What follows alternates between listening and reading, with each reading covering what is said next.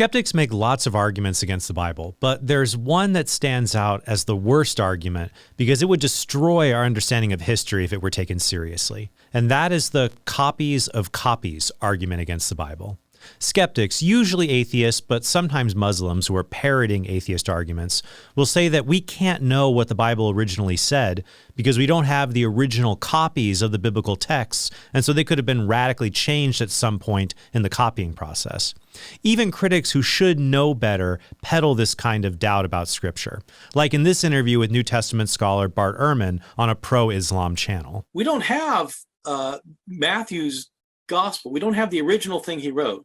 What we have are copies that were made of that original thing he wrote. And as it turns out, we don't actually have the first copies. We don't have copies of the copies, and we don't have copies of the copies of the copies. We have copies that are from, so the first time we get a complete copy of the Gospel of Matthew, like from beginning to end with a manuscript, the whole thing is 300 years later. Ehrman is correct that we no longer possess the original manuscripts of the Bible. But here's why this is a bad argument. We don't have the original manuscripts of any work that was composed in the ancient world. We don't have Plato's original Republic. We don't have the original Jewish histories of Josephus. We don't have the original Roman histories of Tacitus or the Greek histories of Thucydides. Those books are written on dried leaves or animal skins that were lost, destroyed, or decayed over time. But modern scholars can reconstruct the original manuscripts of these works to an extremely high degree of accuracy by comparing all the surviving copies through a process called textual criticism. For example, although we do not have any of Plato's original writings, we do have about 250 ancient manuscripts that help us reconstruct what Plato originally said. For many other ancient writers, we have only a handful of manuscripts, and sometimes only a single copy of the original that itself was written centuries or even millennia later. But this does not deter scholars from knowing what these ancient texts originally said. So the argument for the Bible's reliability, at least when it comes to the New Testament, would go something like this. 1. Based on manuscript evidence, we are confident that our copies of ancient non-biblical literature accurately reflect what those authors originally wrote. 2. There is greater manuscript evidence for the Bible than for ancient non-biblical literature. 3. Therefore, we should be just as, if not more confident, that our copies of the Bible accurately reflect what the biblical authors originally wrote. In this episode, I'm going to focus on the manuscripts for the New Testament.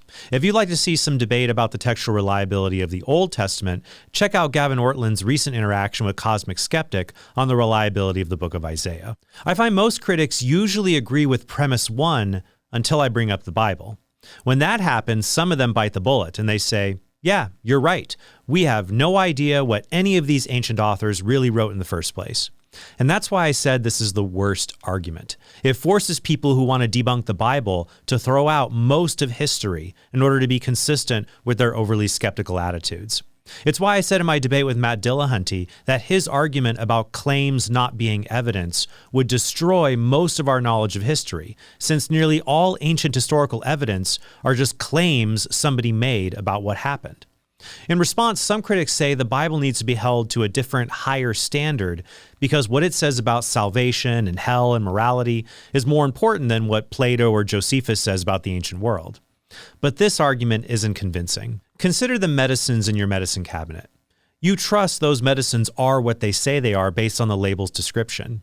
So if you have a slight itch, you trust the anti-itching cream is really what the label says it is. But suppose you're dying from an allergic reaction and you need one particular kind of medicine to save you.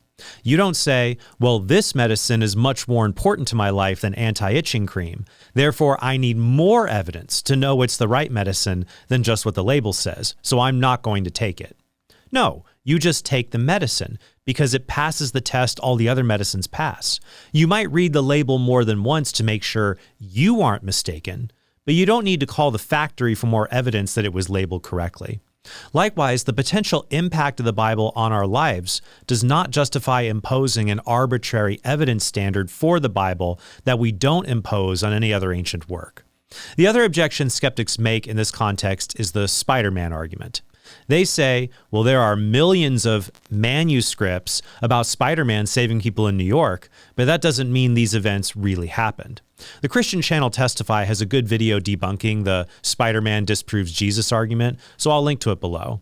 My simple response would be that I am not trying to prove the Bible is true via the number of manuscript copies of the Bible. That's just one part of my whole case. I'm just answering the skeptic's claim that our current copies of the Bible do not accurately reflect what the original authors wrote. I'm refuting that claim. The truth of what the original authors wrote is a separate issue that I'm happy to address. But before we can do that, we first have to agree on what the original biblical authors wrote, and then we can debate the truthfulness of what they wrote about.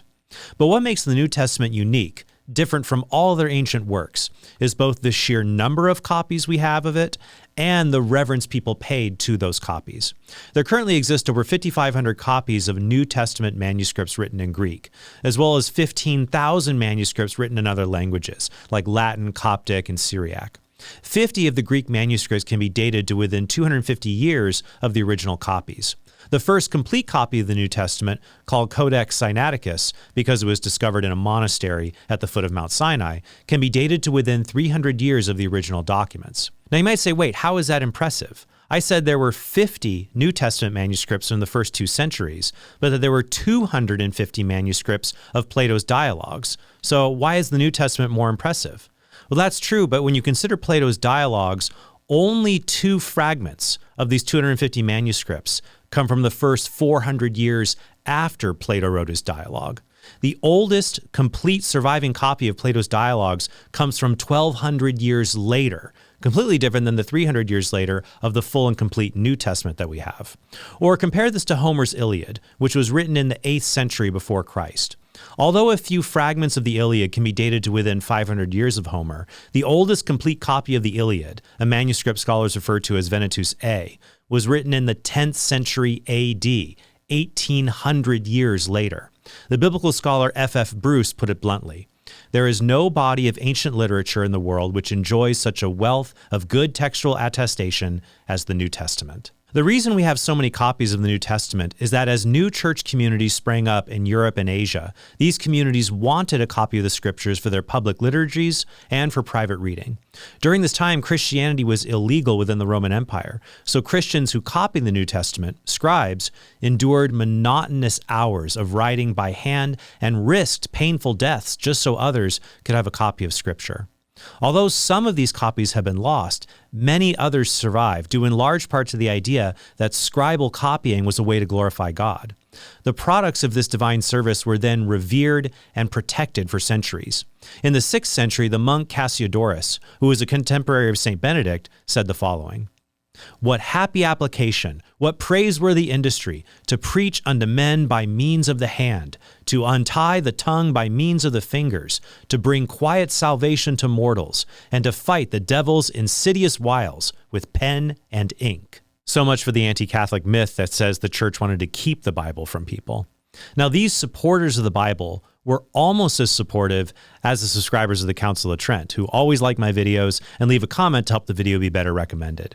And the ones who really like our work support us at TrentHornPodcast.com, where they get access to bonus content and allow our channel to not just exist, but to grow and reach even more people. Another argument that skeptics make is rooted in a claim that comes from Bart Ehrman's book, Misquoting Jesus, where Ehrman says there are more differences among our manuscripts than there are words in the New Testament. Scholars believe that there are about 200,000 to 400,000 differences among all the New Testament manuscripts, and like snowflakes, no 2 biblical manuscripts are exactly alike. But this large number of variants should give us hope, not heartache, over our ability to reconstruct the original biblical texts. The reason there are so many variants is because there are so many manuscripts in general. For example, suppose that each of the 20,000 manuscripts in the New Testament we possess has 20 variants in it. This adds up to 400,000 variants. But as you'll see, when this huge number of variants is distributed across a huge number of manuscripts, we are left with individual manuscripts that contain, at most, only a few dozen variants. In contrast to the New Testament, consider the first 6 books of the Annals of Roman History, written by Tacitus, one of our primary historical sources about ancient Rome. There exists only one copy of this section of the Annals, and it was written about 1,000 years after the original. It has no variants, but that's only because there are no other copies for the text to differ with. So this lowers our confidence in the reconstruction of Tacitus, even though scholars still do not doubt his text in spite of the paucity of manuscript evidence for it. A New Testament with many variants distributed across a lot of manuscripts is more reliable than a New Testament with few variants that are distributed across only a few manuscripts, especially since the variants between the manuscripts are almost always trivial and easily fixed.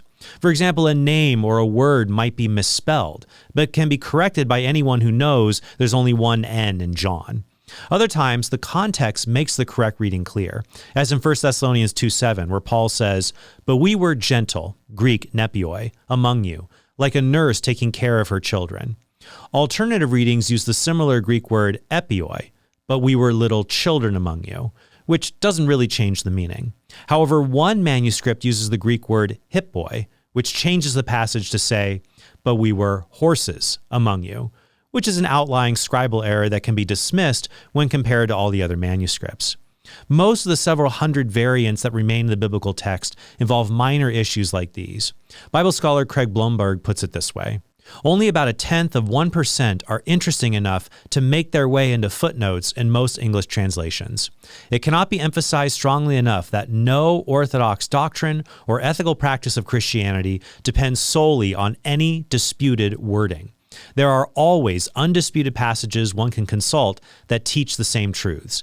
Tellingly, in the appendix to the paperback edition of Misquoting Jesus, Ehrman himself concedes that essential Christian beliefs are not affected by textual variants in the manuscript tradition of the New Testament.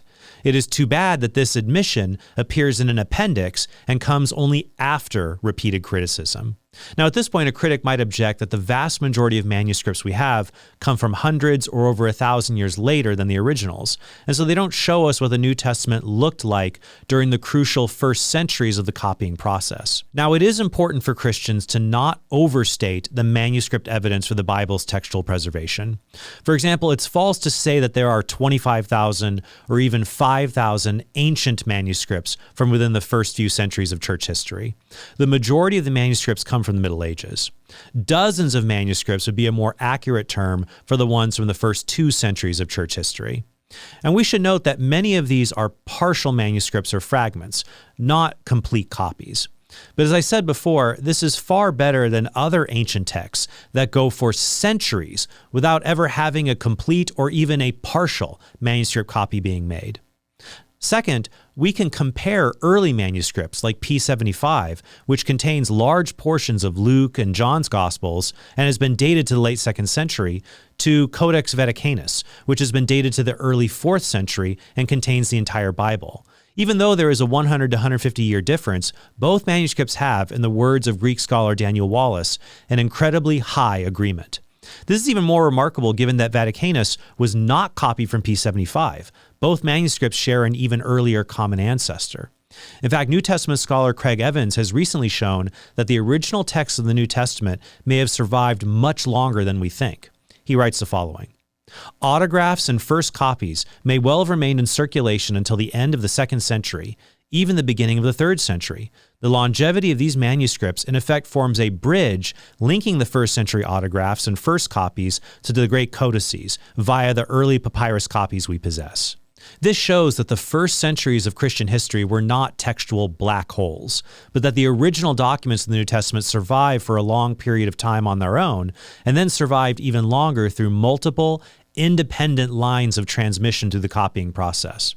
And finally, along with the manuscript evidence, we also have the testimony of the Church Fathers, who glorify God by teaching and commenting on the Bible, on Scripture. Even though the biblical manuscripts they consulted no longer exist, the wording of those manuscripts has survived in the form of quotations in the Fathers' commentaries on Scripture.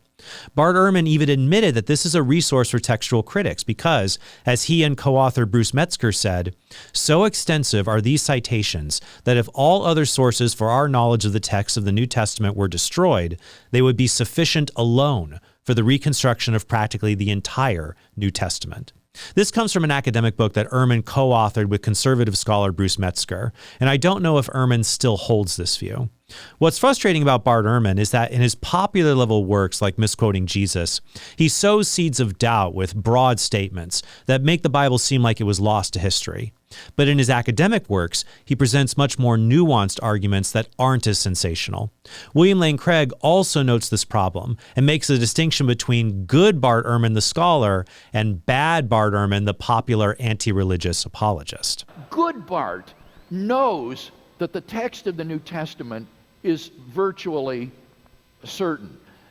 Bad Bart deliberately misrepresents the situation to lay audiences, to make them think that the New Testament is incredibly corrupted and uncertain. And it's very interesting that when the bad Bart is pressed on this issue by someone, he'll come clean and admit this. For example, I heard Bart Ehrman interviewed on a radio show some time ago about misquoting Jesus, and the interviewer was talking to him about how uncertain the text of the New Testament, all the thousands and thousands of variants that there are, and how uncertain it is. And finally, the interviewer said to him, "Well, Dr. Ehrman, what do you think the text of the New Testament originally really said?" And Ehrman replied, "Well, I don't understand what you mean. What are you talking about?" And the interviewer said, "Well, the text of the New Testament, it's been so corrupted as it's been copied. What do you think the original text actually said?" And Ehrman said, "Well, it says pretty much what we have today, what it says now." And the interviewer was utterly confused. He said, "Well, I thought it was all corrupted." He says, "Well, we've been able to reestablish the text of the New Testament as textual scholars." So that he knows, and when pressed, admits that the text in the New Testament is 99% established. Also, the fact that we've only discovered 50 manuscripts from the first few centuries implies that there were hundreds or even thousands more in circulation at the time that, like most manuscripts in the ancient world, were later lost. Moreover, we have to remember that these manuscripts also survived in the memories of those who heard them in the liturgy. Thus, these people became living manuscripts, and this also refutes the anti-Catholic idea the Bible was hidden from the laity. St. Augustine wrote the following to St. Jerome about how the faithful clung to traditional readings of Scripture. He writes, "A certain bishop, one of our brethren, having introduced in the church over which he presides the reading of your version, came upon a word in the book of the prophet Jonah, of which you have given a very different rendering from that which had been of old familiar to the senses and memory of all the worshippers, and had been chanted for so many generations in the church. Thereupon arose such a tumult in the congregation, especially among the Greeks, correcting what had been read and denouncing the translation as false, that the bishop was compelled to ask the testimony of the Jewish residents, who was in the town of Oea." Finally, as I noted in my previous episode about the resurrection and Wes Huff on the Joe Rogan show, many of the best resources on defending the textual reliability of the Bible are written by Protestants, several of which I've cited in this episode. Wes Huff's doctoral work is in textual criticism, and he does a lot of good Christian apologetics. But there's also some error in his work, like in his discussion on the elements of the canon of Scripture and the deuterocanonical books of Scripture, as can be seen in this episode of the Jimmy Akin podcast. That's why I would encourage Catholics to learn about defending the historicity and textual reliability of the Bible so they can also confidently defend the sacred scriptures that God has given us. There are some links to books on that subject in the description below. Thank you all so much, and I hope you have a very blessed day.